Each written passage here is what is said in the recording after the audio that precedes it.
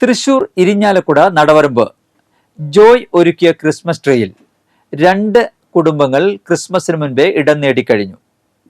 ഉണ്ണിയേശു പിറക്കുന്നതിന് മുൻപേ തങ്ങളുടെ കുഞ്ഞുങ്ങൾക്ക് വിരിഞ്ഞിറങ്ങാൻ 2 അമ്മക്കിളികൾ കാത്തിരുന്നെങ്കിലും ആദ്യം പിറന്നത് ഉണ്ണിയേശു തന്നെയാണ്. ഈ മാസം 1-നാണ് അച്ചാണ്ടി ജോയ് വീടിന്റെ ഇറയത്ത് 6 അടി ഉയരമുള്ള പ്ലാസ്റ്റിക് ട്രീ ഒരുക്കിയത്. ട്രീ വച്ചതിന്റെ പിറ്റേന്ന് അടയ്ക്കാക്കിളികൾ ആദ്യം വിരുന്നെത്തി കൂടുകൂട്ടി. ഇതിനു പിറകെ തൊപ്പിക്കിളികളും എത്തി കൂടൊരുക്കി മുട്ടയിട്ടു. ഇതിനിടയിൽ ജോയ് ട്രീയിൽ വച്ചിരുന്ന ബൾബുകൾ കിളികൾ കൊത്തി നശിപ്പിച്ചു. രാത്രി ബൾബുകൾ പ്രകാശിക്കുന്നത് കിളികൾക്ക് ബുദ്ധിമുട്ടുണ്ടാക്കുന്നതായി തോന്നിയതോടെ ജോയ് ഇത് ഓൺ ചെയ്യാതെ നോക്കി. അടയ്ക്കാക്കിളികൾ 2 മുട്ടകൾക്ക് അടയിരിക്കുകയാണ്. തൊപ്പിക്കിളിയിൽ പെൺകിളി മാത്രമാണ് അടയിരിക്കുന്നത്. ആൺകിളി ചുറ്റുവട്ടത്തുള്ള മറ്റു മരങ്ങളിൽ കാവലിരിക്കുകയാണ്. വീടിനോട് ചേർന്ന് ലെയ്ത്ത് യൂണിറ്റ് നടത്തുന്ന ജോയിയും കുട്ടികളെ നിരീക്ഷിക്കാൻ പലപ്പോഴും വീട്ടുമുറ്റത്തുണ്ടാകും. അതുകൊണ്ടാണ് ഇവരുടെ ചേഷ്ടകളും മറ്റും മനസ്സിലാക്കാൻ കഴിഞ്ഞത്.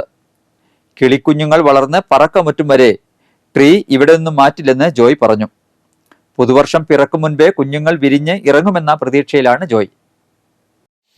നമ്മളെല്ലാം കൊല്ലം ഈ പറഞ്ഞ പോലെ പുൽക്കൂടും ഈ ട്രീയും വെക്കുന്നതാണ് എല്ലാം ക്രിസ്മസിന്. അപ്പോൾ ഈ പ്രാവശ്യം നമ്മൾ ട്രീ വെച്ചപ്പോൾ ഇത് പ്ലാസ്റ്റിക്കിൻ്റെ ട്രീ ആണ്.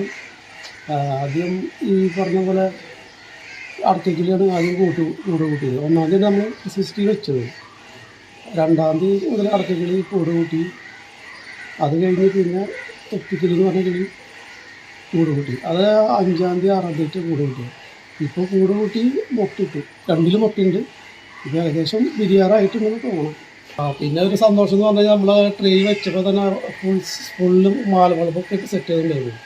അത് ഈ പറഞ്ഞ പോലെ കിളികൾ വന്ന് അത് ആകെ കൊത്തി നശിപ്പിച്ചു. അപ്പോൾ ഞാൻ പറഞ്ഞത് എന്തെങ്കിലും കൂട് കൂടട്ടെ, കിളി എന്തെങ്കിലും ഒരു കൂട് കൂട്ടി മുട്ട ഇട്ടത് നൽകിയപ്പോൾ നമ്മൾ പിന്നെ ലൈറ്റൊന്നും ഉണ്ടാവില്ലേ. അത് ഇനി കിളി എന്തായാലും മുട്ട വിരിഞ്ഞ് വരട്ടെ എന്നാണ് നമ്മൾ ആശംസിക്കുന്നത്. വീട്ടുകാരും അത് കാത്തിരിക്കുകയാണ്.